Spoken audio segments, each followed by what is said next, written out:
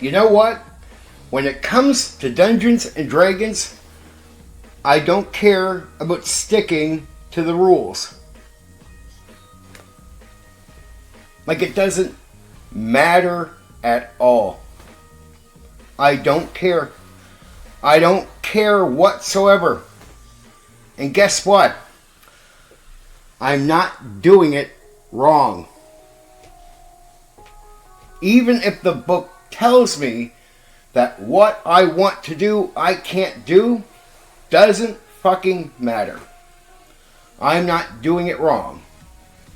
Now, I bet some of you get pissed off hearing that, right?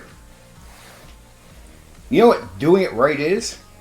Yeah, it's doing whatever you want to any game, and then convincing players to join that thing that you are putting together, that game that you want to run whatever way you want to run it.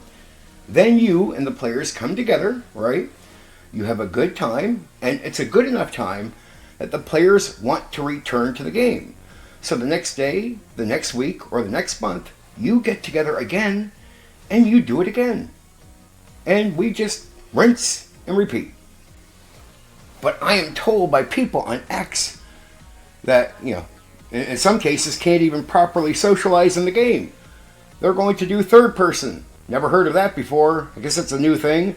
Third person, because they can't speak normal during a game. But they're going to tell you that what I just told you in an X post like this long, I'm wrong. And guess what? There'll be people telling that person that they are wrong. And he'll be telling them that they are wrong. And both of them will tell me I am wrong. When I joined the hobby in 1987, you could do this thing called pure theater of the mind. Well, it almost made sense that you could because TSR seemed to think you could do it. The default gameplay was pure theater of the mind, and miniatures were optional in every edition of Dungeons and Dragons created by the company TSR. I mean, they seem to think you can do it, but I guess at one point I went to sleep and I woke up and I got on the computer and people said, you can't. They were on streams, right? On these panels saying, you can't do pure theater of the mind. And there again, you go on X, big long post. You can't do it. But somehow, back in 1987, just about everybody could do it, including me. Hey, what's even more weird is I could somehow do it now. I mean, what am I, a wizard? Now, back in the day, nobody argued raw or rules as written. It wasn't like a discussion piece. Here's how it went down. There was a thing called tournament play. That was rules as written. It wasn't talked about. It was just saying, yeah, we follow all the rules in the book. Okay, tournament play, consistent play. Then there were guys that, well, they were players. They weren't real dungeon masters, and they took advantage of the thing called modules, really produced for the tournaments. And they took the modules and they took the concept of tournament play, run it as it is, and they went from, doing tournaments to just doing that on the regular. It's really weird, but, I wouldn't call them dungeon masters. They didn't have a creative bone in their body. But I guess somehow they are real dungeon masters today. They are taken serious today. Okay, fair enough. The idea of just getting together and having a good time, like socializing and escaping the cruelty of the real world, the hardship, the stress, doing that is secondary to all these other things, secondary to the game, the rules, and these opinions, right? It's all secondary. I mean, socializing and enjoying each other's company and getting along and having a great experience, man, that's secondary, right? Following the game as it is, as it's written, is so important. When the book tells me you can't do that or you can't change that, I look over the designers and go, hey, designers, how you doing? Go fuck yourselves. I'm going to do whatever I want. And guess what? I don't care if you say I'm wrong. And I don't care if people in 2026 say I'm wrong. I'm going to tell you that I'm right. And the reason I'm right is it's about achieving the activity. And if I do that, I'm right. I mean, It's not like the pure theater of the mind thing that is denied.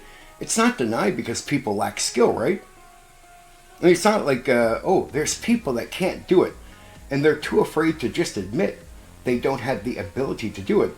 They'll tell you that it can't be done. Oh, and then there'll be people arguing about raw and rules as written without realizing it has nothing to do with what D&D was at home. It did relate to tournament play, but that was it. But they don't seem to know that. And when someone like me comes out and points it out, they're embarrassed to admit it. So they gotta stick to their guns, baby. And the third person gimmick. When the fuck did that start?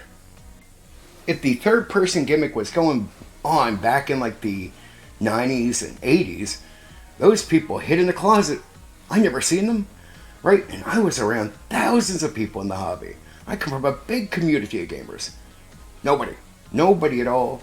When I first got online, nobody talked about third person. It just wasn't even a thing.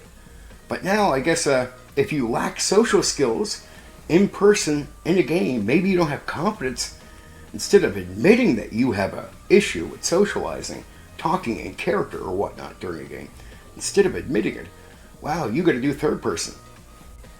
People have made these things big arguments. They got to win. They got to cover their asses. They got to cover a lack of skill. They're lacking, so they run agendas that try to cover up the fact that they lack in certain areas. They're not humble enough to tell you the truth. Right? And they're going to get mad at me. They're going to get mad at me for telling you the truth. How it really is. Right? When you talk to the game designers, no matter what it said in the book, if you said, hey, look, I bought your books, and I decided to change a rule where it says don't change it.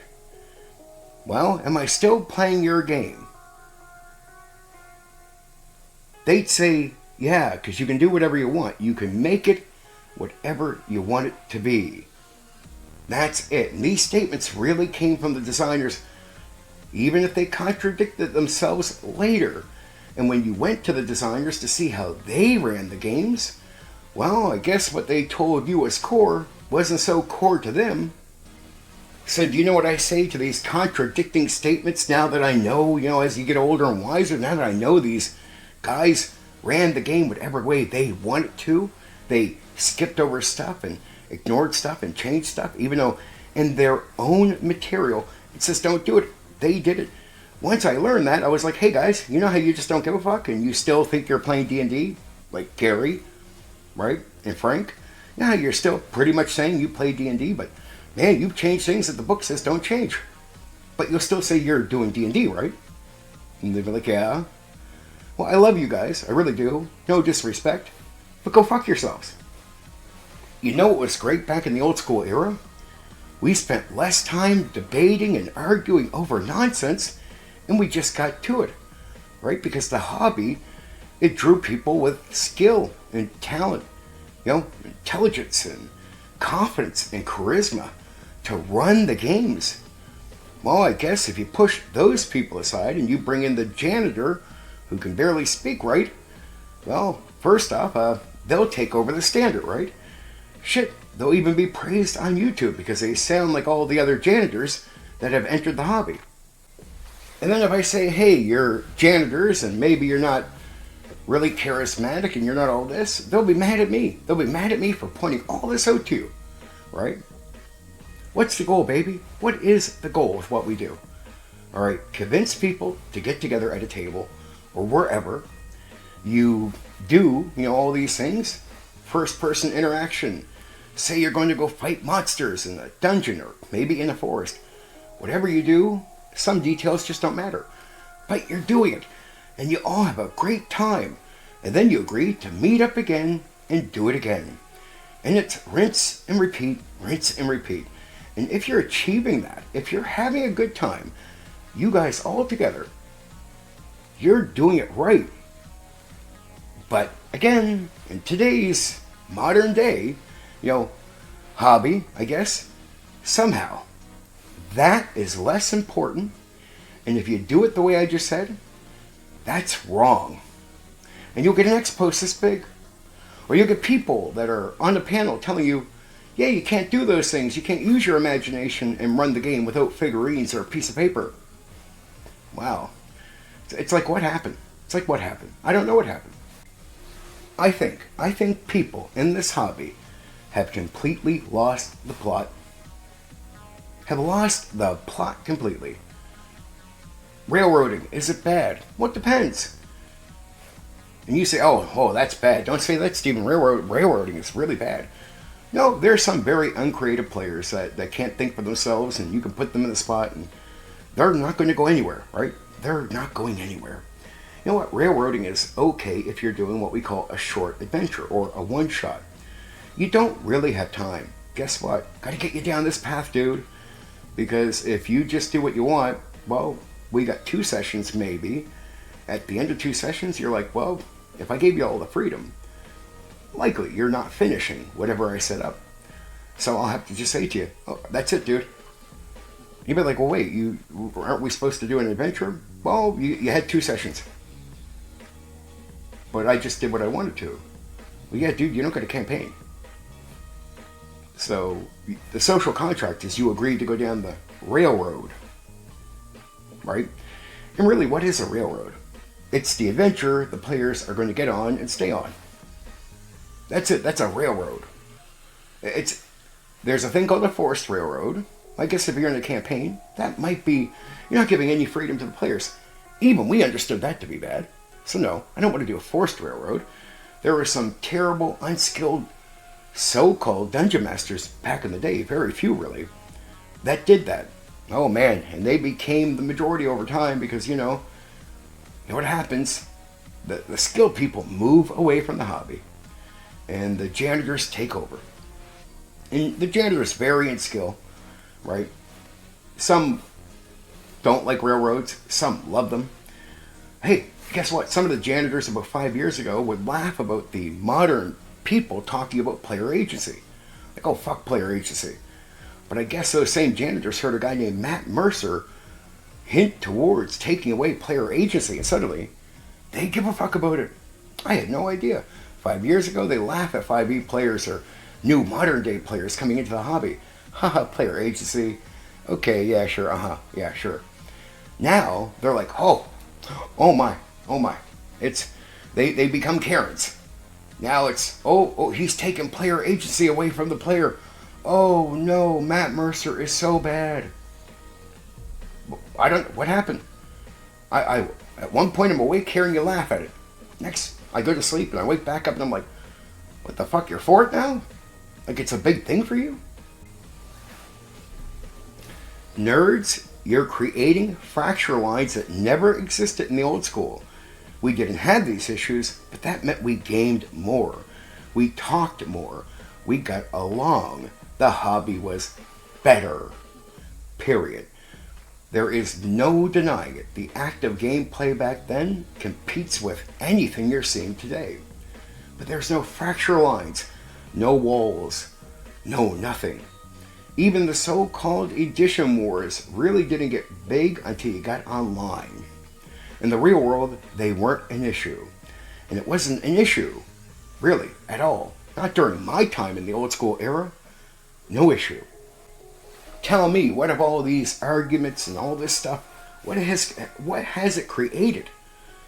Other than stopping people from talking, making people attack each other, putting fracture lines of walls between people? None of it has produced anything good. It produces liars, scammers, people claiming to have brought something back from the past. Man, people forgot this. It's a secret to winning. Not a secret at all. People have been doing it the entire time. But I guess we can pretend that they weren't for the sake of lying to people. And these people, I guess, all call themselves bros. See, back in the day when it was common sense what you were out to get, the activity, the experience was number one. Back in the day when it was number one, we enjoyed it. Oh man, the most fun gaming I've ever done in my life. I was addicted because of the freedom. And we all talked to each other and we all got along. Just tons of gaming. Tons, just surreal amounts of gaming.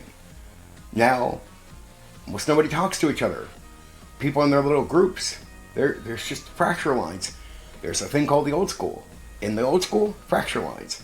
And there's a fracture line between the young people and the old school. Whoop, all created from all these new takes on what we do.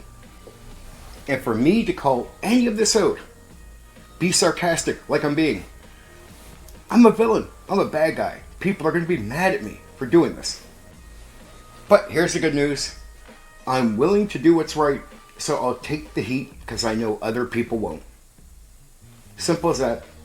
Other people won't take the heat, so I will. I always do. I always do the right thing and take the heat. I gotta be the sacrificial lamb to get things across to people, to wake them back up, to make them realize what is important. The agendas that you hear out there, they're covering up for something. Just acknowledge it. That's all this is. Okay, I'm gonna put this video out this morning and probably piss a bunch of people off, and when I get time to really pay attention, I'll just see who's angry with me. They won't say my name. They won't probably even comment under my video. I'll probably get some dislikes, but they'll be not saying my name, but, arguing against everything I said without saying my name. That's going to happen. So I'll go around and look for the obvious arguments, because that's the way I got to find them. The obvious arguments against my video. Won't say my name, won't acknowledge anything here, but it will at the same time, right? I got to go find it. I'll find it later and see if I just pissed them off, right? And there's a part of me that thinks if you're this stiff, if you're like this, well, then I'm okay with pissing you off, right? Because I think we got to get back to just, hey, the point of the game is to get together, have a good time. That's it. That really is it. That's the number one goal. If they tell you the game or anything else is just ahead of that, it's like, no. Getting together and enjoying each other's company and escaping the stress of the real world, the cruelty of the real world, the hardship of the real world, and just escaping it and having a good time with people, right? Connecting, bonding. That is what is the most important thing about this hobby. And that's what makes the hobby valuable. And if we forget what makes it valuable, well, then we lose it. And in a way, we are losing it. So let's get back, right? Let's make it important, and don't let people tell you that this basic common sense is wrong. Just don't let it happen, right? Be convinced that no matter what you hear, and guess what? If you're someone out there without some skill or something, be a bit humble, because enjoying yourself here is more important than boosting your ego. It really is. This is more important than your ego. I promise you. Okay. I love you. Take care.